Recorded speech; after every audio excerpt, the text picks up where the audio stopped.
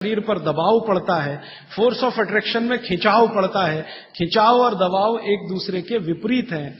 दबाव से शरीर में संकुचन आएगा तो खिंचाव से शरीर में थोड़ा सा फैलाव आएगा। तो फैलाव है तो आप सुखी नींद लेंगे और उस पर दबाव है तो नींद नहीं है। इसलिए उन्होंने बहुत बेहतरीन विश्लेषण दिया है। ये विश्लेषण मैं मानता हूं जिंदगी के सारे मानसिक रोगों को खत्म करने का अकेला है सूत्र। नींद अच्छी अगर ले रहे हैं आप तो समझ लीजिए दुनिया में बहुत सारी चीजें आपके शरीर से बाहर। भोजन अच्छा है, नींद अच्छी है, और क्या चाहिए। तो आप नींद अच्छी लें, ब्रेन हमेशा आपका फोर्स ऑफ अट्रैक्शन पे रहे, इसके लिए दक्षिण में सिर करके सोना बहुत अच्छा, और नहीं तो पूर्व में करना। अब पूर्व क्या है? पूर्व के बारे में पृथ्वी पर रिसर्च करने वाले सब वैज्ञानिकों का कहना है कि पूर्व न्यूट्रल है। पूर्व जो है ना न्यूट्रल है, ना तो वहां फोर्स ऑफ अट्रैक्शन है ज्यादा, ना फोर्स ऑफ रिपल्शन है, और अगर है भी तो दोनों एक दूसरे को बैलेंस किए हुए हैं। इसलिए पूर्व में सिर करके सोएंगे तो न्यूट्रल आप भी रहेंगे, तो आसानी से नींद आएगी और अच्छी नींद आएगी। पश्चिम का आप पूछेंगे जी, पश्चिम के लिए अभी रिसर्च होना बाकी है। भागवत जी मौन है, उस पर कोई एक्सप्लेनेशन देकर नहीं गए हैं, और आज का साइंस भी लगा हुआ है। कोई रिसर्च अगर आ गई तो मैं जरूर आप तक प्रेषित करूंगा। पश्चिम के बारे में सोने के हिसाब से, वैसे तो बहुत रिसर्च हो चुकी है पश्चिम पर, वास्तु वालों ने बहुत काम कर लिया है कि पश्चिम में क्या होना चाहिए क्या नहीं होना चाहिए, लेकिन सोने के हिसाब से, स्लीप के हिसाब से जो सूत्र में बात कर रहा हूं, वो रिसर्चेस पश्चिम पर कम हुई हैं, पूर्व पर हो चुकी हैं, दक्षिण पर बहुत हो चुकी हैं, उत्तर पर तो सबसे ज्यादा हो चुकी है। तो ये तीन दिशाओं को ध्यान में रखना है सोते समय। माने पूर्व में सिर करके सोए तो बहुत अच्छा, नहीं तो दक्षिण में। अब इसके आगे का सूत्र और भी मजेदार है, बहुत इंटरेस्टिंग है। भागवत जी कहते हैं कि किनको पूर्व में सिर करके सोना और किनको दक्षिण में। उन्होंने कैटेगरी बना दी। तो वो कहते हैं जो साधु हैं, जो सन्यासी हैं, जो ब्रह्मचर्य का पालन कर रहे हैं, जो गृहस्थ जीवन नहीं जी रहे हैं, जो दुनिया की मोह माया से दूर हैं, इन सबको पूर्व में ही सिर करना हमेशा। और जो दुनिया चला रहे हैं, घर चला रहे हैं, गृहस्थी चला रहे हैं, परिवार चला रहे हैं, पत्नी के साथ रह रहे हैं, बच्चों के साथ, उनको दक्षिण में ही सिर करना। अब यहां बिल्कुल क्लियर हो गया, अब कोई कंफ्यूजन नहीं रहना चाहिए।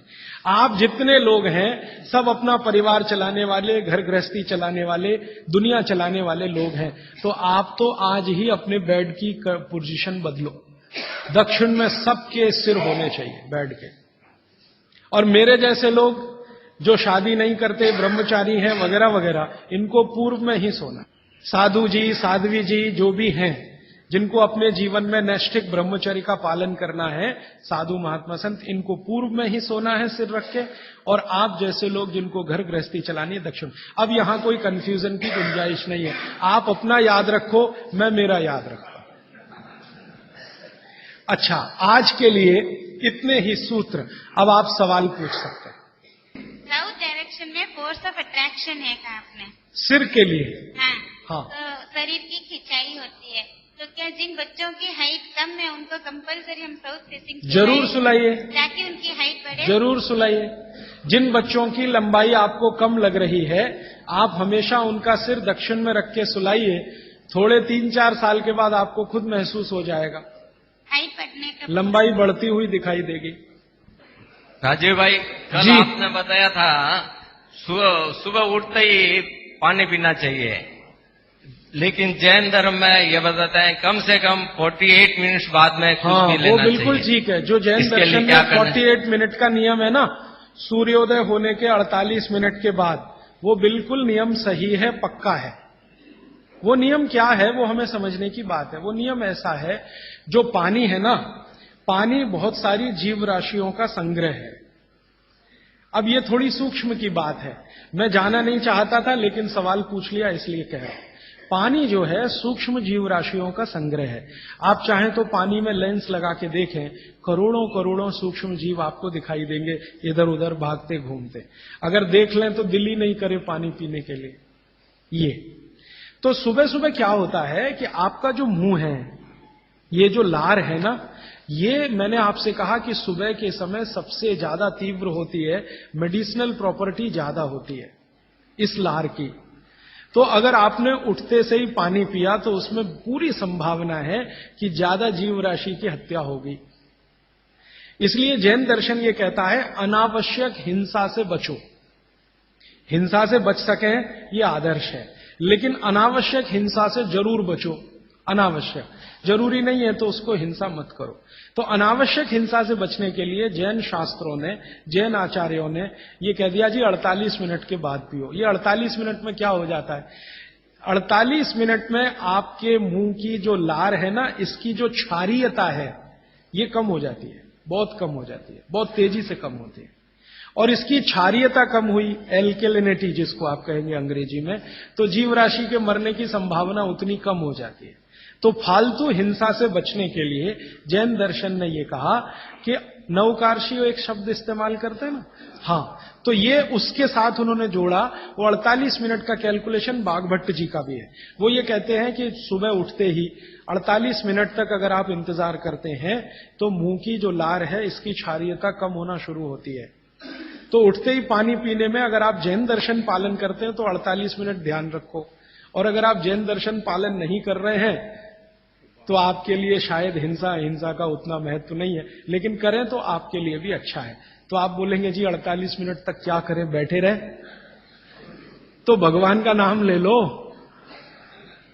आप ईश्वर का जाप कर लो, मंत्र का जाप कर लो, कुछ कर लो, और फिर पानी पियो, फिर उसके बाद आपकी दिनचर्या शुरू करो। ये बीच का रास्ता मैंने बताया जी। और कोई प्रश्न? हाँ, आपने शहद और घी के विरुद्ध बताए। शहद और घी, हाँ। तो जैसे जन्म होता है तो बच्चे को शहद और घी चटाया जाता है, एक ऐसा संस्कार है, तो वो कैसे? जी, ये जो संस्कार है ना, बच्चे को जन्म लेते ही शहद घी चटाने का, इस संस्कार को करते समय जो लोग हैं ना, कुछ चीजों का ध्यान नहीं रखें तो तकलीफ है। आयुर्वेद के हिसाब से अगर आप ध्यान नहीं रखते तो बहुत तकलीफ है। आयुर्वेद ये कहता है कि शहद और घी बराबर मात्रा एक साथ कभी भी लेंगे तो जहर ही है। लेकिन कुछ भारत में ऐसे समूह हैं जो अपने बच्चों को ये करते हैं, शहद और घी चटाते हैं, लेकिन सभी लोग भारत में ऐसा नहीं करते हैं। बहुत सारे लोग नहीं भी चटाते, लेकिन जो चटाते हैं उनको मैंने पूछा, ऐसे कुछ समूह हैं भारत में जो चटाते हैं, उनको मैंने पूछा तो वो मुझे एक इंटेलिजेंट उत्तर देते हैं, और वो बागभट्ट जी का भी सही है। वो ये कहते हैं कि जी हमने शहद और घी साथ में चटाया तब जब उसमें गाय का मूत्र थोड़ा मिलाया था या गाय के गोबर का रस डाला था। अब ये जो गाय का गोबर और गोमूत्र की जैसी बात आती है तो तुरंत मेरे ख्याल में आता, पंचगव्य बनाते हैं ना, पंचामृत या पंचगव्य, तो उसमें शहद और घी भी होता है, लेकिन गोमूत्र के साथ या गोबर के रस के साथ। फिर हम लोगों ने थोड़ा काम किया कि ये गोमूत्र अगर मिला दिया शहद और घी में तो क्या इसकी विषकारकता कम हो गई? तो बाद में कल या नहीं तो परसों मैं इस पे विस्तार से आने वाला हूं कि गाय के मूत्र को मिलाते ही शहद और घी एक दूसरे के साथ मिलने को तैयार है, माने उनकी दुश्मनी कम है। माने गाय के मूत्र में एक केमिकल है जिसका नाम है सल्फर। ये सल्फर दुनिया का अकेला केमिकल है जो दो विष के बीच में डालो तो दोनों को न्यूट्रल करता है, लेकिन खुद का प्रभाव बढ़ाता है, तो सल्फर बढ़ता है। तो कुछ लोगों को मैंने पूछा जो ये कर रहे हैं, तो वो कहते हैं हम बच्चे को शहद और घी चटाते हैं, लेकिन थोड़ा गोमूत्र देकर, माने थोड़ा गोमूत्र 1 बूंद या आधा बूंद मिलाकर, तो शायद उनके लिए वो अनुकूल पड़ता हो। लेकिन आप ये ना करें, ये मेरी विनती है। आप इसको, बच्चे को अगर चटाना है तो खाली घी चटा दें, अगर चटाना है तो खाली शहद चटा दें, शहद और घी मिलाकर ना चटाएं। एक ही कंडीशन है कि जब बच्चे को कोई ऐसा गंभीर रोग ना हो, अगर मान लो कोई बहुत गंभीर रोग है जिसमें विष ही देना है, मान लीजिए कई रोग ऐसे हैं जिसमें विष दवा का काम करता है, ऐसे कई रोग हैं जिसमें विष दवा का काम करता है, उस कंडीशन में जरूर बच्चे को दिया जा सकता है। जैसे एक बहुत खराब रोग होता है, कई बच्चों को होता है, जन्म लेते ही उनके शरीर का जो त्वचा है ना, उनका रंग बदलना शुरू होता है। कई बच्चों को मैंने देखा एकदम तांबई कलर के हो जाते हैं, ये जो कॉपर होता है ना, कॉपर, ताम्र, उसी रंग के बच्चे की स्किन होना शुरू हो जाती है। उस बच्चे को जरूर शहद और घी ही चटाना पड़ेगा, नहीं तो ठीक नहीं होगा, उसके लिए वो काम आएगा।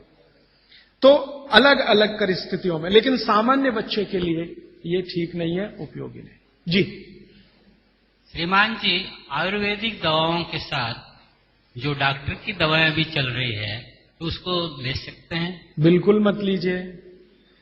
दवा जो है ना, आप भरोसे से आयुर्वेद की लीजिए तो उससे ही आपको बहुत बड़े परिणाम मिल जाएंगे। एलोपैथी की दवाएं साथ में खाएंगे तो कोई अच्छे परिणाम तो नहीं, बुरे परिणाम जरूर आ जाएंगे। अर्जुन की छाल का जो पाउडर आप जी के साथ लेने कह रहे हैं, जब हम लेते हैं तो उसको पथरी के जैसे जमने की शंका रहती है या डाउट रहता है? अर्जुन की छाल से पथरी होने की शंका ना के बराबर है। पथरी होने की शंका एक ही चीज में है कि अगर आप चूना ज्यादा खाएं तो। अर्जुन की छाल से आज तक मैंने नहीं सुना किसी को पथरी हुई है, क्योंकि अर्जुन की छाल में जो कैल्शियम है वो बहुत ही कम है, और जो है वो बहुत आसानी से घुलनशील है, वो आसानी से डाइजेस्ट होता है। पथरी होने की संभावना तभी है जब आप ज्यादा चूना खाएं। जी पेशाब करने के पश्चात पानी पीना ठीक है या पहले पानी पीना? कल तक इंतजार कर लीजिए इस नियम के लिए, ये कल आने ही वाला है। आप पूछिए जी। क्या जी? काढ़ा शाम को भी पी सकते हैं, लेकिन सुबह सबसे अच्छा। शाम को चाहे तो पी सकते हैं, लेकिन सुबह सबसे अच्छा। शाम को पिएंगे तो नुकसान तो कुछ नहीं है, लेकिन फायदा भी बहुत नहीं आएगा। फायदा सबसे ज्यादा काढ़े का लेना है तो सुबह का ही। जी जी जी, इनको चाय पीने की आदत है सुबह उठते ही, बहुत लोगों को होगी। इसका नुकसान बताएं। देखिए, मैं एक ही मिनट में आपको बताना चाहता हूं कि चाय जो आप बनाते हैं उसमें चाय से ज्यादा नुकसान है चीनी। ये जो शुगर है ना, चीनी, इसका चाय के साथ कोई मेल नहीं है। अगर आप चाय पी रहे हैं, वैसे तो मत पिए, क्योंकि आपकी तासीर के अनुकूल नहीं है। चाय के जो केमिकल है ना, भारत के लिए उपयोगी नहीं है, भारत में रहने वाले लोगों के लिए। यूरोप और अमेरिका के लिए बहुत अच्छी है यही चाय, हमारे लिए वो जहर है। कॉफी तो और भी ज्यादा, गर्म देशों में चाय कॉफी अच्छी नहीं है। फिर भी अगर आप पी रहे हैं, आप मानते हैं कि खराब है, लेकिन क्या करें, आदत से मजबूर है, तो मैं एक तरीका बता देता हूं। वो तरीका ये है कि चीनी की जगह गुड़ की चाय पी लीजिए। क्यों पी लीजिए वो समझिए। गुड़ जो है ना क्षारीय है, और चीनी है ना अम्लीय है। चीनी जब डिसइंटीग्रेट होती है तो उसके जो अंतिम परिणाम है वो एक एसिड के रूप में ही है, और गुड़ जब डिसइंटीग्रेट होता है तो उसका अंतिम परिणाम है वो क्षार के रूप में है। आपके पेट में अम्ल वैसे ही बहुत है, और सुबह सुबह तो ज्यादा ही होता है, और उस समय अम्ल वाली चाय और पिए जो चीनी मिलाई हुई है, तो ये एसिडिटी ही बढ़ाएगी आपकी। तो बेहतर है कि आप चाय पिए तो गुड़ वाली पिए। अब गुड़ वाली चाय जब पिएंगे तो दूध नहीं डाल सकते उसमें, क्योंकि दूध फट जाएगा गुड़ से, क्योंकि दूध और गुड़ की दोस्ती नहीं है। तो फिर बिना दूध की चाय पिए। तो आप काली चाय पिए, गुड़ डाल के पिए। और मेरी छोटी सी एक बात अगर मान लें कि अगर काली चाय गुड़ डालकर आप पी रहे हैं तो थोड़ा सा नींबू का रस डालें तो न्यूट्रलाइज होगी ये। नींबू का रस एसिडिक है, गुड़ जो है ना क्षारीय है, तो गुड़ मिलाई हुई चाय को अगर न्यूट्रल करना है तो थोड़ा नींबू डालकर नींबू की चाय पिए। ठीक है, ऐसा कर। लेकिन इसको पीने से पहले पानी जरूर पिए, वो नियम ना भूलें।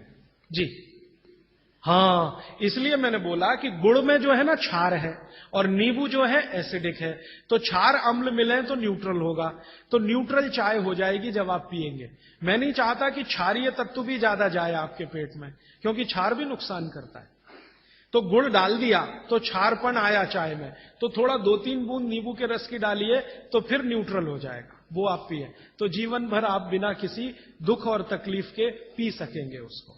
और अगर आपको बन पाए तो हरे पत्ते की चाय ही पिए। ये जो चाय आती है ना बाजार में, टी डस्ट, ये आप में से किसी के लिए भी अच्छी नहीं है।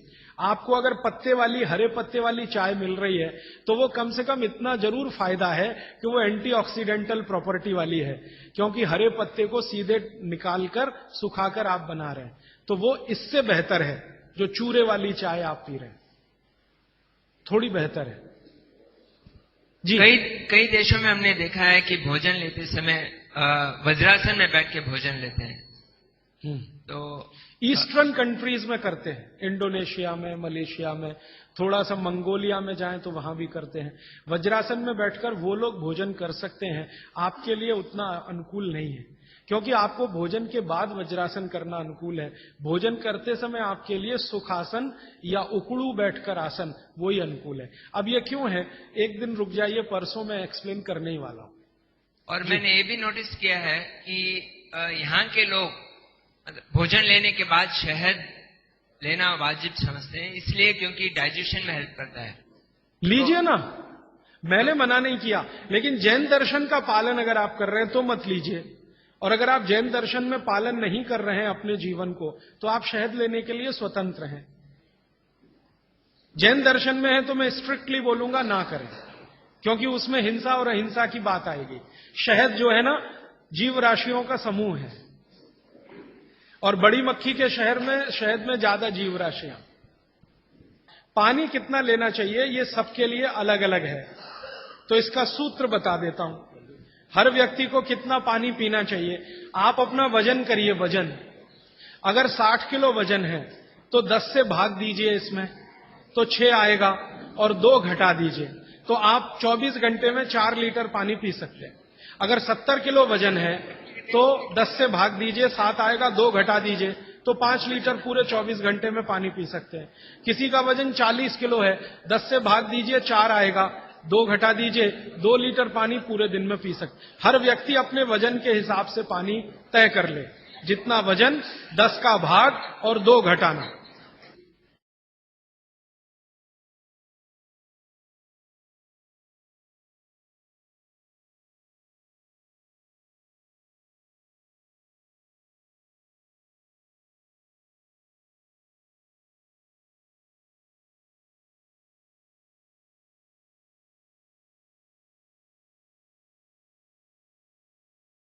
तीन 3000 वर्षों में वाघभट्ट की बात को किसी ने अभी तक नहीं रखा, और इतने वैद्यराज हमारे इस देश में रहे, उन्होंने भी हम तक ये बात नहीं पहुंचाई।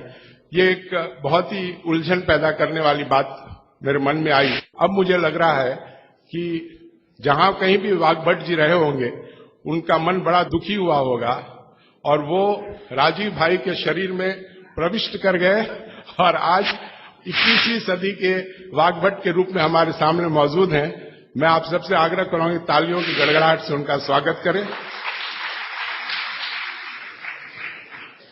परम पूज्य साध्वी जी को सादर वंदन। महर्षि वाघभट्ट जी के सूत्रों पर जो पिछले 4 दिनों से चर्चा हो रही है, उन सूत्रों में आज मैं आपसे चिकित्सा विषय की बात शुरू करूंगा। मैंने आपको सबसे पहले दिन बताया था कि महर्षि वाघभट्ट कहते हैं कि जिंदगी में 85% बीमारियों को हर व्यक्ति स्वयं ठीक कर सकता है। तो अब तक जो मैं बात कर रहा था कल तक, वो 85% वाला हिस्सा था। इसमें से आपको कोई भी बात ऐसी नहीं लगी होगी जो किसी विशेषज्ञ की मदद से करनी पड़े। अब तक मैंने जितना भी आपको बताया है वो सब इतनी सरल और सहज बातें हैं जो आप स्वयं कर सकते हैं।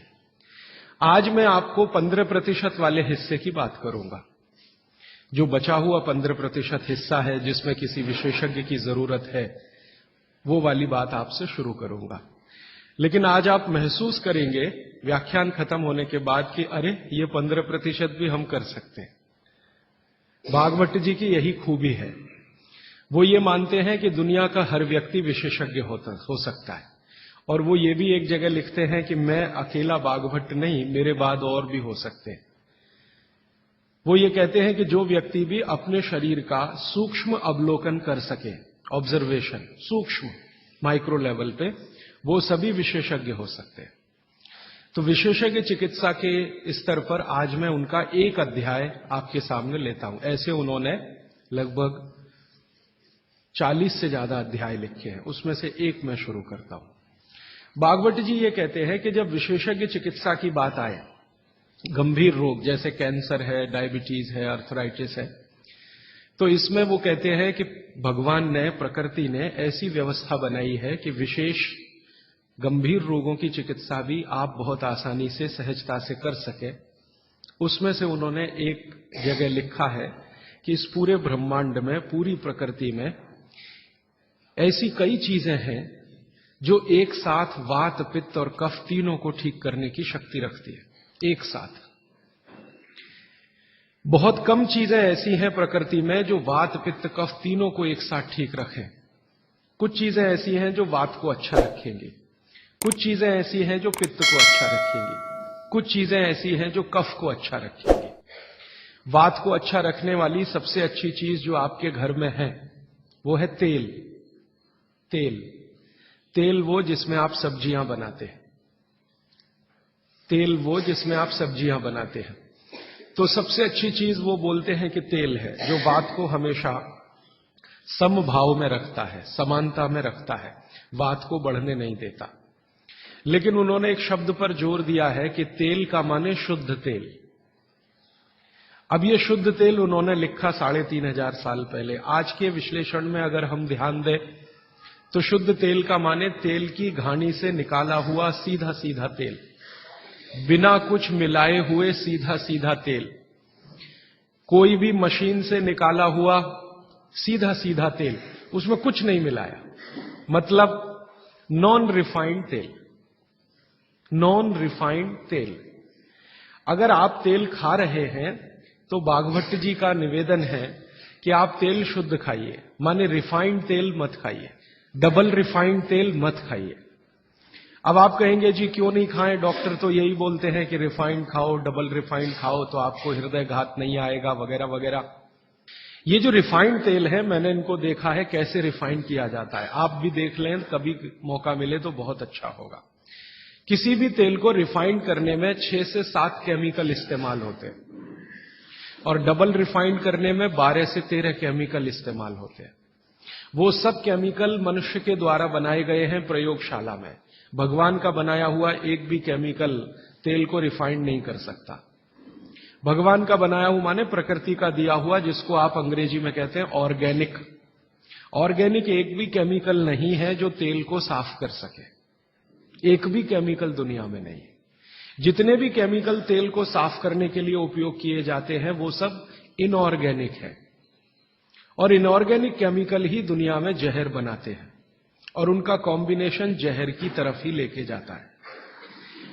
आज की दुनिया में मॉडर्निज्म के नाम पर, आधुनिकता के नाम पर जितने इनऑर्गेनिक केमिकल्स जगह जगह इस्तेमाल हो रहे हैं, वो सब आपको धीरे धीरे उस तरफ ले जा रहे हैं जहां आप जहर अपने ही शरीर में पैदा कर दें।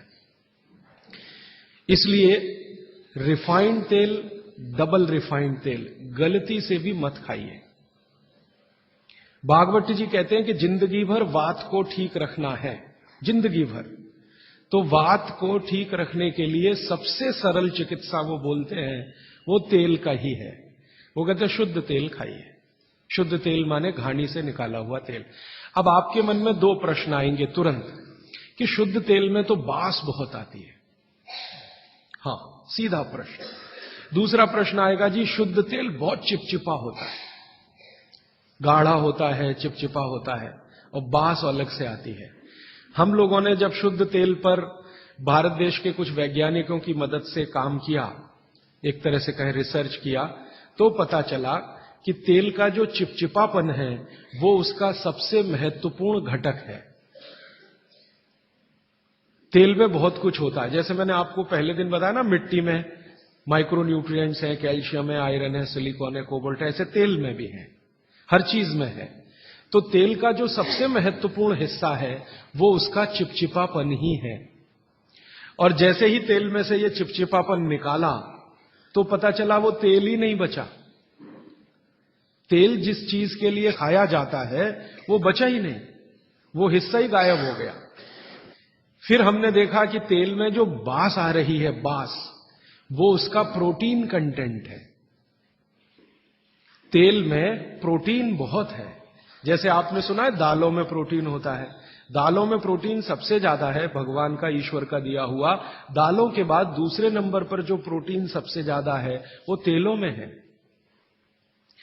तो आप जो तेल में देख रहे हैं कि उसकी बास है, वो बास जो है ना, उसका ऑर्गेनिक कंटेंट है प्रोटीन के लिए। 4-5 तरह के प्रोटीन है सभी तेलों में। आप जैसे ही तेल की बास निकालेंगे उसका प्रोटीन वाला घटक गायब हो जाता है। अब बास निकाल दिया तो प्रोटीन निकल गया, और चिपचिपापन निकाल दिया तो उसका जो फैटी एसिड है वो गायब। अब ये दोनों ही चीजें गायब हो गई तो तेल नहीं रहा, वो पानी है एक तरह से। इसलिए भागवत जी ने सूत्र लिखा कि जिंदगी भर वात की चिकित्सा अगर आपको करनी पड़ जाए तो बेहतर है कि आप शुद्ध तेल खाएं तो वात की चिकित्सा ही ना करनी पड़े। और मैंने आपको सबसे पहले दिन बताया था कि दुनिया में सबसे ज्यादा रोग वात के ही हैं, सबसे ज्यादा रोग। ये घुटने दुखना से लेकर कमर दुखना, हड्डियों में दर्द, ये वात के तो रोग है ही। सबसे खतरनाक वात का रोग है हार्ट अटैक, हृदयघात। सबसे खतरनाक बात का रोग है पैरालिसिस। सबसे खतरनाक बात का रोग है ब्रेन का डैमेज हो जाना। तो ये खराब से खराब जो रोग आपकी जिंदगी में है, इनमें वात के खत्म हो जाने की या वात के पूरी तरह से बिगड़ जाने की भूमिका सबसे बड़ी है। फिर मैंने देखना शुरू किया कि हिंदुस्तान में ये रिफाइंड तेल कब से आए। आज से 50 साल पहले तो कोई जानता नहीं था कि रिफाइंड तेल क्या होता है। ये पिछले 20-25 वर्षों में आए हैं रिफाइंड तेल। कुछ कंपनियां निकली इस देश में, कुछ विदेशों से आई, कुछ हिंदुस्तानी कंपनियां, दोनों ने मिलकर रिफाइंड तेल का चक्कर चलाया। रिफाइंड तेल बहुत अच्छा है, बहुत अच्छा है। अब ये बहुत अच्छा उन्होंने कहा, किसी ने माना नहीं, तो डॉक्टरों से कहलवाया, बहुत बड़े बड़े डॉक्टरों से कहलवाया। जो डॉक्टर अपने मरीजों को कहते हैं कि भैया तेल हमेशा रिफाइंड ही खाना, ये वाला तेल लाना, वो वाला तेल लाना, अलग अलग ब्रांड के है ना, सफोला ले आना, सनफ्लावर ले आना, ये ले आना, वो ले आना। इन डॉक्टरों के साथ मैंने जब वार्ताएं करना शुरू किया, खासकर बंबई के कुछ डॉक्टरों को जो हर समय ये प्रेस्क्रिप्शन के साथ कहना नहीं भूलते कि तेल सफोला का ही खाना या तेल ये ही खाना, तो मैंने कहा डॉक्टर साहब सफोला से आपका क्या रिश्ता है, जो आप हर मरीज को कहते हैं तेल सफोला का ही खाना? ये क्यों नहीं कहते तेल तिल का ही खाना? ये क्यों नहीं कहते तेल नारियल का ही खाना? ये क्यों नहीं कहते तेल मूंगफली का ही खाना? ये सफोला कहां से आ गया? हमारे यहां तो नारियल का तेल होता है, मूंगफली का तेल होता है, तिल का तेल होता है, सफोला का तेल ये हिंदुस्तान का। तो वो डॉक्टर तो नहीं बताते, लेकिन उनकी पत्नियां बताती हैं कि वो सफोला वाला आता है ना, तो डॉक्टर साहब को कभी रेफ्रिजरेटर दे जाता है, कभी टेलीविजन दे जाता है, कभी डॉक्टर साहब और मुझे मिला के नेपाल की यात्रा करा देता है, कभी हमारे बच्चों के साथ हमको अफ्रीका की सफारी दिखा देता है। तो ये है चक्कर सारा कि एक तरह से किकबैक डॉक्टर साहब को प्रत्यक्ष और परोक्ष रूप से मिल रही है। इसलिए डॉक्टर साहब बार बार कह रहे हैं कि सफोला का तेल खाना। अब ये सफोला का तेल हमने लेके टेस्ट किया लेबोरेटरी में। सूरजमुखी का तेल जो अलग अलग ब्रांड का है वो टेस्ट किया लेबोरेटरी में। दिल्ली में all India institute of medical sciences के कई डॉक्टरों को इसमें इंटरेस्ट हुआ कि बात तो ये गहरी है, इस पे काम करके देखना चाहिए।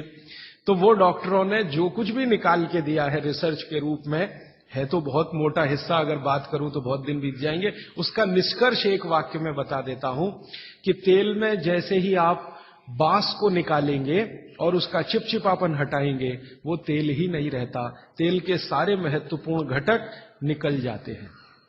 और डबल रिफाइंड में तो कुछ भी नहीं बचता। डबल रिफाइंड तो बिल्कुल छूछ है, कुछ है ही नहीं उसमें, और आप उसको खा रहे हैं। तो तेल के माध्यम से शरीर को जो कुछ चाहिए वो मिलता नहीं। आप बोलेंगे जी तेल के माध्यम से हमारे शरीर को क्या मिलता है? मैं बार बार एक शब्द पे आपको ध्यान लाया, HDL, हाई डेंसिटी लिपोप्रोटीन। ये तेलों में से ही आता है आपके शरीर में। वैसे तो ये लीवर में बनता है, लेकिन तेल खाएं तब, खाएंगे नहीं तो बनेगा नहीं है। तो शुद्ध तेल आप खाएं तो आपके लीवर की मदद से एचडीएल आपके शरीर में बेहतरीन स्थिति में रहे। और ये एचडीएल ही है जो आज की रिसर्च बताती है जो वात को कंट्रोल कर सकता है, एचडीएल ही है। तो आधुनिक विज्ञान का ये एचडीएल और 3500 साल पहले के विज्ञान बाघभट्ट चिकित्सा का तेल, ये दोनों एक ही चीजें हैं। तो आप शुद्ध तेल खाएं तो एचडीएल अच्छा रहे, एचडीएल अच्छा रहे, जिंदगी में हार्ट अटैक आने की कोई संभावना नहीं। आप निसंकोच अपना जीवन बिताइए। फिर एक और महत्व की बात, हमने हमारे कुछ दोस्त लोग हैं इस अभियान में जुड़े हुए, उनके ऊपर एक्सपेरिमेंट किए। खासकर छत्तीसगढ़ में हमारे कुछ मित्र हैं। मैंने कहा भाई आप ऐसा करो, चिकित्सा करनी है तो बाघभट्ट की करो। हाँ ठीक है करेंगे। तुम डॉक्टर बंद कर दो। हाँ बंद कर देंगे। तो ऐसे हमने कुछ हमारे दोस्त इकट्ठे किए जिनको बहुत ज्यादा समस्या है कोलेस्ट्रॉल की, बहुत ज्यादा समस्या है ट्राइग्लिसराइड की, बहुत ज्यादा समस्या है हाई बीपी की। ऐसे कुछ लोग इकट्ठे किए और छत्तीसगढ़ में ये इसलिए किया कि छत्तीसगढ़ भारत में ऐसा एक राज्य है जहां शुद्ध तेल अभी भी मिलता है। गांव-गांव में तेल निकालने वाली घानियां हैं, आसानी से तेल उपलब्ध है और आसानी से सरसों भी उपलब्ध है, मूंगफली भी उपलब्ध है। तो वहां करने का ये एक ही प्रयोजन था और ये लगभग हम 3-3.5 साल से कर रहे हैं। अभी भी ये चालू है, हमारा काम बंद नहीं हुआ है। तो वहां हमने जिन जिन लोगों को शुद्ध तेल पर लाया उनका ये बंद करा दिया, रिफाइंड और डबल रिफाइंड, और शुद्ध तेल पर वो आते गए। अभी उनकी स्थिति ये है कि जब हम उनको डॉक्टर को दिखाते हैं और पुरानी रिपोर्ट लेके जाते हैं कि देखो 3 साल पहले इनकी ये रिपोर्ट थी, कोलेस्ट्रॉल इतना, ट्राइग्लिसराइड इतना, ये इतना, तो डॉक्टर कहता है ये रिपोर्ट में तो 8 दिन के ज्यादा जिंदा नहीं रहना चाहिए, हार्ट अटैक आना ही चाहिए और मरना ही चाहिए, लेकिन आप बचे कैसे हैं? तो अब रिपोर्ट ये देख लो। आज की रिपोर्ट उनको दिखाते हैं तो वो कहते हैं कि मिरेकल है, ये मिरेकल कुछ नहीं है, चमत्कार कुछ नहीं, बस एक ही है कि शुद्ध तेल खाया उन्होंने और जो तेल के घटक होते हैं वो भरपूर मात्रा में उनके शरीर को मिले, इसलिए उनके ट्राइग्लिसराइड्स लेवल कम हुए, कोलेस्ट्रॉल लेवल माने वीएलडीएल, एलडीएल कोलेस्ट्रॉल लेवल कम हुए, एचडीएल उनका बहुत तेजी से बढ़ा, ब्लड प्रेशर उनका अपने आप कम हुआ, हार्ट अटैक आने की जो कंडीशन बनी हुई थी वो पूरी तरह से खत्म हुई। और अब इतना काम करने के बाद मुझे ये कॉन्फिडेंस हो गया है कि उनमें से 2 हमारे कार्यकर्ता तो ऐसे हैं जिनको हार्ट में भयंकर ब्लॉकेज थे, अभी चेक कराएंगे तो वो ब्लॉकेज भी नहीं मिलेंगे। ये आया रिपोर्ट और बाघभट्ट जी का देखकर फिर मैंने देखना शुरू किया। आप भी जरा पुरानी चीजें याद करिए, 20 साल पहले की, 25 साल पहले की, तो हमारे घरों में बहुत सारी चीजों में बहुत बार तेल का उपयोग होता था और तेल के साथ घी का उपयोग तो और भी ज्यादा होता था। तेल और घी एक ही कैटेगरी मान लें आधुनिक विज्ञान के हिसाब से, वैसे आयुर्वेद के हिसाब से दोनों अलग कैटेगरी हैं, लेकिन 1 मिनट के लिए मान लें हम कितने बार हम घी का उपयोग करते थे घरों में। शीरा बना रहे हैं, हलवा बना रहे हैं, बिना घी के बन नहीं रहा है, दाल में घी खा रहे हैं, रोटियों पे घी खा रहे हैं, सब्जियों में घी खा रहे हैं और फिर सब्जियां तेल में बना रहे हैं। आप जरा कल्पना तो करिए, कितनी जगह तेल तेल तेल, कितनी जगह घी घी घी। और 40 साल पहले मैंने तो नहीं सुना, पता नहीं आपने सुना, मेरे पिताजी को मैं पूछता हूं कि कितने हार्ट अटैक होते थे, तो मेरे पिताजी कहते अपने परिवार में तो एक भी नहीं हुआ। शायद आप 40 साल पहले के अपने परिवारों को देखें तो आपको भी पता चलेगा किसी को नहीं हुआ। तो जब उतना हम तेल और घी उपयोग कर रहे थे अपने दैनिक जीवन में, हमको हार्ट अटैक नहीं हो रहे थे। ये पिछले 10-12 वर्षों में क्या ऐसा हो गया जो इतने हार्ट अटैक हो रहे हैं? परसों किसी ने मुझे कहा कि 17 साल के एक बच्चे ने हार्ट का ऑपरेशन कराया अभी यहां चेन्नई में, अपोलो में या पता नहीं कहां। अब 17 साल की उम्र में आपको बाईपास करवाना पड़े, एंजियोप्लास्टी करानी पड़े, ये तो दुखद स्थिति है। और ये दुखद स्थिति बहुत दिन समझने के बाद पैदा हुई है रिफाइंड तेलों से, डबल रिफाइंड तेलों से। तो बाघभट्ट सूत्र के अनुसार आज मैं आपको विनती करता हूं कि जिंदगी भर वात की बीमारियों से अगर बचना है आपको, तो तेल शुद्ध खाइए, तेल एकदम शुद्ध खाइए। अब आपका तुरंत अगला प्रश्न आएगा, जी चेन्नई में मिलता नहीं, दुनिया में ऐसी कोई चीज नहीं है जो कहीं ना मिले। अर्थशास्त्र ये कहता है कि आप डिमांड खड़ी करो, हर चीज की सप्लाई होती है। जब रिफाइंड और डबल रिफाइंड तेल बिक सकता है तो शुद्ध तेल भी यहीं मिलेगा। आप जितने लोग यहां बैठे हैं, अगर आप ही आज संकल्प कर लें कि हम तो शुद्ध तेल ही खाएंगे, कल से देखना बहुत सारी यहां ऑयल मिलें लग जाएंगी, तेल निकालने वाली मिलें लग जाएंगी। और अब घानी लगाना बहुत ही आसान है। पहले एक जमाना था जब घानी लगाओ तो खर्चा बहुत होता था। अब तो 20-25 हजार रुपए की छोटी मशीन आती है और उसी मशीन में सब तरह के तेल निकल सकते हैं। अलग अलग मशीन भी लगाने की जरूरत नहीं। आप चाहें तो घानी भी लगा सकते हैं, वो तो 18-20 हजार की ही आती है, बैल से चलने वाली घानी। वो अब महंगी नहीं रह गई है और बहुत आसानी से तेल निकल आता है। तो इसलिए आप तेल शुद्ध की तरफ बढ़ जाइए। और मैं आपको जो रिसर्च कहती है वो कह रहा हूं कि जिस तेल में चिपचिपापन जितना ज्यादा होगा वो आपके लिए उतना ही उपयोगी है। जिस तेल में बास जितनी ज्यादा होगी वो उतनी ही उपयोगी है। सरसों के तेल के बारे में सारे डॉक्टर्स ऑल इंडिया इंस्टीट्यूट के जो रिसर्च कर चुके हैं वो ये कहते हैं, सरसों के तेल का डब्बा मुंह पे लगाओ और जो आंख में से आंसू तुरंत ना निकलें तो समझ लो वो नकली है। उसकी इतनी तेज बास आएगी कि आंख से आंसू निकल ही आएंगे, नाक चलना आपकी शुरू हो ही जाएगी। वो कहते हैं वो उसके शुद्धता की गारंटी है। तो आप इसको अपने जीवन में ध्यान रखें। वात के रोगों को जीवन भर चिकित्सा करनी है तो तेल की मदद से ही सबसे ज्यादा उपयोगी है। और तेल खाने के तरीके आप सब जानते हैं, उन्हें बताने की जरूरत नहीं है कि सब्जी में कितना तेल डालना, दालों में या आपके दूसरे भोजन पकवानों में तेलों का किस तरह से उपयोग करना। मैंने ये देखा हिंदुस्तान में कि हमारे यहां तीज त्योहार होते हैं और हर तीज त्योहार में कुछ खास तरह के व्यंजन और पकवान बनते हैं। मैंने ये देखा है कि कुछ खास तरह के त्योहार में कुछ खास तरह का तेल उपयोग हो रहा है, दूसरे तरह के त्योहारों में दूसरे तरह का तेल उपयोग हो रहा है। उसके पीछे बड़ा साइंस है, बहुत बड़ा साइंस है, बहुत बड़ा विज्ञान है। वो विज्ञान ये है कि जैसे मान लीजिए होली के आसपास के त्योहार, चैत्र के महीने के त्योहार, फागुन और चैत्र के महीने के त्योहार। अब फागुन और चैत्र के महीने के त्योहारों में जो जो पकवान बन रहे हैं, आप उन पर अगर नजर डालें तो वो उस मौसम के हिसाब से बहुत ही अनुकूल है। दिवाली के आसपास के जो तीज त्योहार हैं, नवंबर दिसंबर के या अक्टूबर नवंबर के, उनमें जो पकवान बन रहे हैं वो खास तरह के प्रिपरेशन है, बहुत गहरा विज्ञान है। कभी मौका मिला तो इस पे अलग से ही बात करूंगा कि त्योहारों में पकाए जाने वाले जो व्यंजन हैं वो हमारे शरीर को किस तरह की मदद कर रहे हैं।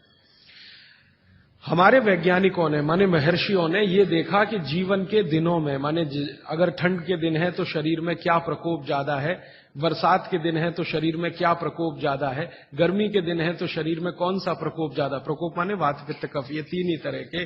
तो उनको संयमित रखने के लिए कौन सी चीजें प्रकृति ने दी हैं, तो व्यंजनों में वही चीजें डाली गई हैं। जैसे अब मैं आपको थोड़ा और स्पष्ट करता हूं, ये बात अमूर्त है लेकिन अब थोड़ी मूर्त करता हूं। सर्दी के दिनों में जितने भी त्योहार आप मनाते हैं या जितने भी त्योहारों में आप अपने जीवन को लगाते हैं, ये सब त्योहारों में आप देखो भोजन ज्यादा से ज्यादा आपके हिसाब से गरिष्ठ होता है। प्रिपरेशन कुछ इस तरह के होते हैं, जैसे आप तिल खा रहे हैं, सर्दी के दिनों में भरपूर तिल खाया जाता है और तिल के तरह तरह के व्यंजन बनाए जाते हैं। अगर आप गुजरात में रहते हैं तो अड़दिया खाया जाता है, अड़दिया। दुनिया का इससे अच्छा शायद कोई पकवान ना हो, अड़दिया जिसको कहा जाता है, उड़द की दाल का बनता है अड़दिया। ऐसे ही राजस्थान के कुछ इलाकों में विशेष पकवान है, ऐसे उत्तर प्रदेश के इलाकों में कुछ पकवान है। लेकिन अगर महसूस करें तो ये सब भारी हैं, भारी गुरुत्व है इसमें। वाघभट्ट जी ने एक शब्द इस्तेमाल किया, गुरुत्व वाले पदार्थ, माने भारी हैं, आसानी से नहीं पचते, धीरे धीरे पचते। अड़दिया तो आसानी से नहीं पचेगा, तिल की चीजें भी आसानी से नहीं पचने वाली हैं। लेकिन जिन दिनों में हम ये खा रहे हैं उन दिनों में शरीर के लिए यही अच्छा है कि कोई चीज आसानी से ना पचे, धीरे धीरे पचे, देर में पचे। क्यों? अब ये ठंडी के दिन होते हैं तो ठंडी के दिनों में शरीर में पित्त जो है ना थोड़ा कम होता है, पित्त थोड़ा कम होगा, वात ज्यादा बढ़ा हुआ रहेगा और कफ सबसे ज्यादा बढ़ा हुआ रहेगा ठंड के दिनों में। अब कफ सबसे ज्यादा बढ़ा हुआ है तो कफ का असर हमारी जठर अग्नि पर है। अब कफ का असर जठर अग्नि पर है तो जठर अग्नि भी थोड़ी कम रहती है, थोड़ी, जो गर्मियों के दिनों में वो भड़कती है उतनी नहीं होती। तो अगर आपकी जठर अग्नि कुछ कम है, कफ के प्रभाव में है, तो आप भोजन भी ऐसे खाइए जो तुरंत पचने वाले नहीं है, धीरे धीरे पचने वाले हैं, ताकि जठर अग्नि उसके साथ मेल कर ले अपनी गति का। ऐसे समझ लो जठर की गति कम होती है तो खाए जाने वाला खाना भी कम गति से पचने वाला हो तो बहुत अच्छा है। तो सोच समझकर यह तय किया गया कि सर्दी के दिनों में तिल खाना है, सर्दी के दिनों में मूंगफली खानी है, सर्दी के दिनों में गुड़ खाना है, सर्दी के दिनों में घी सबसे ज्यादा खाया जाता है। और आपने अक्सर वैद्यों से सुना होगा सेहत बनानी है तो यही दिन सबसे अच्छे हैं, माने खूब अच्छा अच्छा खाओ। और भगवान का दिया हुआ भी इन महीनों में भरपूर होता है। तिल भी इन्हीं महीनों में आते हैं, मूंगफली भी नई इन्हीं महीनों में आती है, चने भी इन महीनों में नए आते हैं। तो अच्छा खाना खाने का समय यही माना जाता है सर्दियों का। और अच्छा खाना वो जो गुरुत्व वाला है, गुरुत्व वाला वो जो थोड़ा धीरे धीरे धीरे धीरे पचता है। तो कितना बड़ा मेल बिठाकर हमारे लोगों ने हमारे व्यंजनों को त्योहारों के साथ जोड़ा। गर्मी के दिनों में उल्टा होता है, गर्मी के दिनों में आपका पित्त भड़कता है, माने अग्नि तीव्र है, तो आप ऐसा खाना खाओ जो जल्दी हजम हो जाए। बारिश के दिनों में सम रहता है, पित्त जो है बहुत ही कम होता है। तो बारिश के दिनों में यह कहा जाता है कि भैया सबसे हल्का खाना खाओ बारिश के दिनों में, क्योंकि पित्त उस समय सबसे कम है। और कई बार तो कहते हैं जी एक ही बार खा लो तो अच्छा है बारिश के दिनों में। और जैन समाज वाले तो जानते हैं कि बारिश के दिनों के खाने में बहुत रिस्ट्रिक्शन है। क्यों जी? ऐसा खाना तो आप खा ही नहीं सकते जिसमें पानी बहुत हो, क्योंकि शरीर में ही पानी बहुत होता है उस समय, प्रकृति के हिसाब से शरीर चलता है। तो बारिश के दिनों में अक्सर आपने सुना है जैन साधु संतों के मुंह से कि हरा पत्ती का सब्जी मत खाओ, हरा सब्जियां मत खाओ, ये वगैरह वगैरह। हरे पत्ती की सभी सब्जियां बहुत पानी भरी बनी, पानी शरीर में ही पहले से ज्यादा है क्योंकि बारिश में नमी ज्यादा है। तो आप ज्यादा पानी के शिकार होंगे। ज्यादा पानी भी अच्छा नहीं है, कम पानी भी अच्छा नहीं। तो इसलिए साधु संत जो कहते हैं वो भी कुछ विज्ञान के आधार पर कहते हैं। बस अंतर इतना ही है कि हमारे दिमाग में क्यों इतना गहरा घुसा हुआ है कि जब तक क्यों एक्सप्लेन कोई नहीं करता हम ना उसकी बात सुनते हैं ना मानते। तो अपने देश में भागवत जी के अनुसार वात की चिकित्सा जिंदगी भर अच्छी रहे आपकी तो तेल शुद्ध खाइए, ये एक सूत्र। अब दूसरा सूत्र वो कहते हैं कि पित्त की चिकित्सा, पित्त जिंदगी भर आपका ठीक रहे, आपको तकलीफ ही ना आए, तो कहते हैं देशी गाय का घी खाइए। पित्त को जिंदगी भर सम रखने के लिए अगर कोई एक चीज उन्होंने बताई है सबसे अच्छी, वैसे तो उन्होंने सैकड़ों चीजें बताई, सबसे अच्छी तो उसकी ऊपर की श्रेणी में गिनती है घी। घी माने गाय का घी। भैंस के घी के लिए उन्होंने बोला है, लेकिन उन्होंने कहा है कि वो एक ही कैटेगरी के लोगों के लिए है जो कुश्ती लड़ते हैं। कुश्ती लड़ते हैं माने पहलवानी करते हैं, दंड बैठक लगाते हैं, पहलवानी करते हैं, वो घुमाते हैं। इनके लिए उन्होंने कहा है कि ये गाय का घी कभी ना खाएं, ये भैंस का ही घी खाएं, क्योंकि होना ही उनको भैंस के जैसा है। आपके लिए नहीं है, आप सदगृहस्थ हैं, ना आपको कुश्ती लड़नी है, ना आपको पहलवानी करनी है, ना आपको दंड बैठक लगानी है, ना आपको रेस जीतनी है, आपको तो जीवन अपना चलाना है ठीक तरीके से। तो आपके लिए है गाय का घी। और पहलवान जो कुश्ती लड़ रहे हैं, अखाड़े में दंड बैठक लगा रहे हैं, मुगदर घुमा रहे हैं वगैरह वगैरह, इनके लिए है भैंस का घी। भागवत जी कहते हैं कि वो अगर गाय का घी खाएंगे तो बीमार पड़ेंगे, और आपने अगर भैंस का घी खाया तो आप तकलीफ में आएंगे। तो जिंदगी भर पित्त आपका ठीक रहे, पित्त से होने वाली बीमारियां ना हो, तो आप गाय का घी खाते रहिए। और तीसरी बात जो कहते हैं कफ को जिंदगी भर शांत रखना है, शमित रखना है, सम अवस्था में रखना है। तो सबसे अच्छी चीज जो उन्होंने बताई है, वैसे तो सैकड़ों हैं, लेकिन मैं सबसे अच्छी चीज पहले बता रहा हूं। वो कहते हैं नंबर 1 की चीज है कफ को शांत रखने के लिए, वो है गुड़। और ऑब्लिक करके उन्होंने एक चीज बताई है, शहद। तो वो कहते हैं कि जो शहद खा सकते हैं वो शहद खाएं, जो नहीं खा सकते वो गुड़ खाएं। अब आप में से जो जैन सिद्धांतों का पालन करने वाले हैं उनके लिए है गुड़, और जो जैन सिद्धांतों का पालन नहीं करते वो शहद भी ले सकते हैं। तो 3 चीजों की अब बात मैं कर रहा हूं। पहली चीज हो गई शुद्ध तेल, दूसरी चीज हो गई गाय का घी, और तीसरा हो गया गुड़। उल्टे से शुरू करता हूं, गुड़ कफ को कैसे शांत रखेगा। आधुनिक विज्ञान की जानकारी कुछ मैं आपको इसमें जोड़ना चाहता हूं। कफ जब भी बिगड़ता है तो शरीर में एक तत्व की बहुत कमी आ जाती है, वो है फास्फोरस। केमिकल है एक फास्फोरस। जब भी कफ बिगड़ेगा तो आप समझ लो आपके शरीर में फास्फोरस की कमी है। और फास्फोरस का एक छोटा भाई भी है, आर्सेनिक। आर्सेनिक वैसे तो शरीर में ना रहे तो अच्छा है क्योंकि जहर है, लेकिन बहुत मामूली मात्रा में रहे तो फास्फोरस को ताकत देता है ये आर्सेनिक। फास्फोरस का कॉम्प्लीमेंट्री है आर्सेनिक। ये केमिस्ट्री की बात है। अब आप समझ लीजिए कि कफ आपके शरीर में बढ़ गया, इसका माने फास्फोरस कम हो गया। तो भागवत जी ने कितनी इंटेलिजेंसी से चुना गुड़ खाओ। हमने गुड़ को जब टेस्ट किया लेबोरेटरी में तो उसमें सबसे ज्यादा फास्फोरस ही है। गुड़ में सबसे ज्यादा फास्फोरस है। हालांकि उसमें थोड़ा मात्रा में आर्सेनिक भी है, लेकिन फास्फोरस उसमें सबसे ज्यादा मात्रा में है। और गुड़ जो बना है ना, किससे बना है? गन्ने के रस से।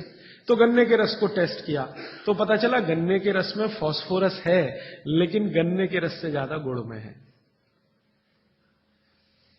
गन्ने के रस में भी फास्फोरस है, लेकिन उससे ज्यादा गुड़ में है। तो क्या किया हमने? गन्ने के रस को गर्म किया। तो गर्म करने की जो प्रक्रिया है, इसमें फास्फोरस घटा नहीं, बढ़ा। ये पता नहीं क्या अद्भुत विज्ञान है।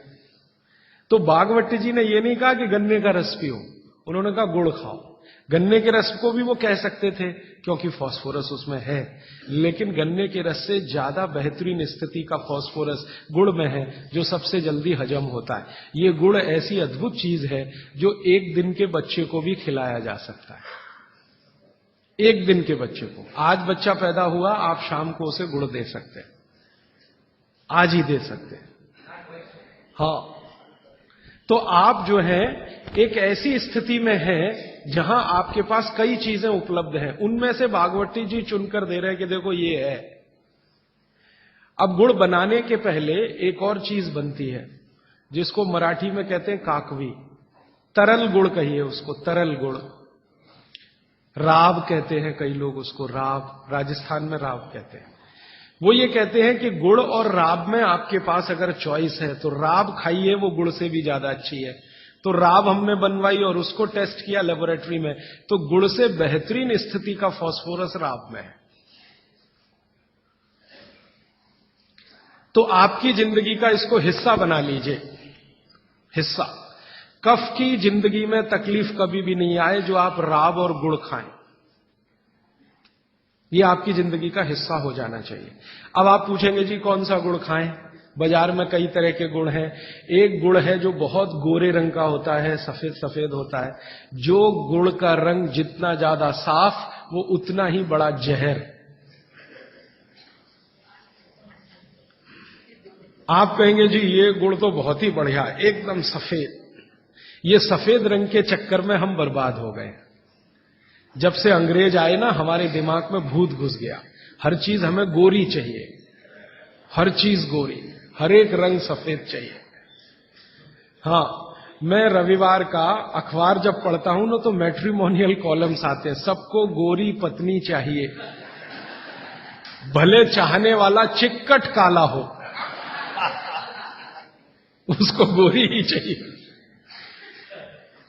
भागवती जी कहते हैं कि प्रकृति में, आप उसको ध्यान से सुनिए, प्रकृति में जिन चीजों का रंग जितना ज्यादा सफेद है वो उतनी ही आपके लिए अनुकूल नहीं है। इसको ध्यान से समझिए। प्रकृति में जिन चीजों का रंग जितना ज्यादा सफेद है वो आपके अनुकूल नहीं है। उदाहरण के लिए भैंस का दूध बहुत सफेद है, वो पहलवान के लिए है, आपके लिए नहीं है भैंस का दूध। और गाय का दूध एकदम पीला है, पीला, सफेद नहीं है गाय का दूध, वो अनुकूलता ज्यादा है। तो प्रकृति में गन्ना है ना, गन्ने का रस कभी भी सफेद नहीं होता, आपने तो देखा है ना अच्छे से। गन्ने का रस तो हरा हरा ही होता है। फिर ये सफेदी कहां से आई? मैं आपको बहुत विनम्रता पूर्वक कहता हूं, ये सफेदी आती है निरमा वॉशिंग पाउडर से, और ज्यादा सफेदी आती है एरियल से, प्रॉक्टर एंड गैम्बल का एरियल। और आपको अब मैं जो कहने जा रहा हूं वो आप कभी विश्वास करें या ना करें, लेकिन सच यही है कि गुड़ बनाने वाले आपका जो सफेदी का लालच है ना, सफेदी के प्रति आपका मोह, उसको ध्यान में रखते हुए इतना निरमा डालते हैं, इतना वॉशिंग पाउडर उसमें डालते हैं गन्ने के रस में कि वो गुड़ का रंग ही बदल जाता है। तो ये सफेद गुड़, एकदम व्हाइट कलर का गुड़, ये तो बहुत ही खतरनाक है, बहुत ही खराब है। इसको तो गलती से भी छूइए मत।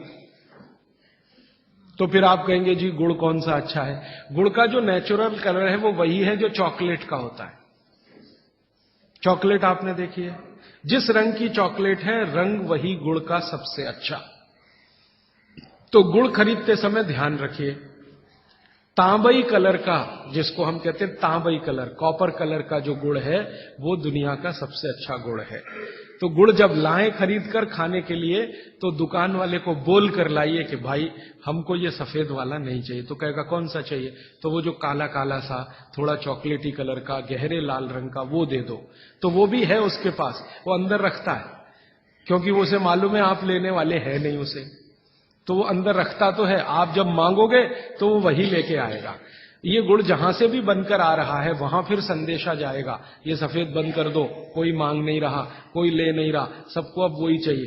तो गुड़ की सप्लाई बदल जाएगी, ये गुड़ ही खाई।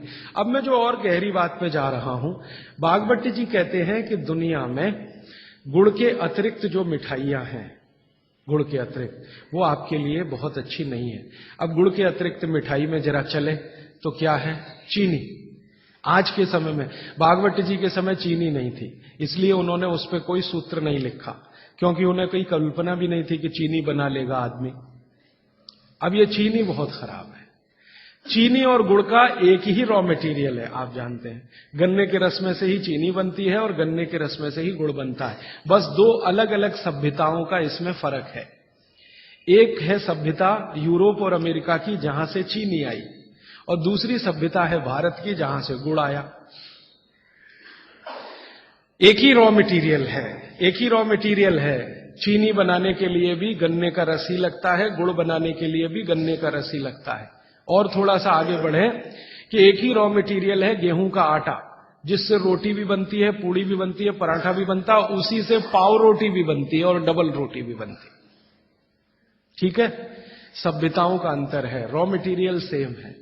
गेहूं का आटा वो हिंदुस्तान में भी है, वो अमेरिका में भी है, वो कनाडा में भी है, वो भारत में भी है, लेकिन वो गेहूं के आटे से बनाते हैं पाव रोटी और डबल रोटी।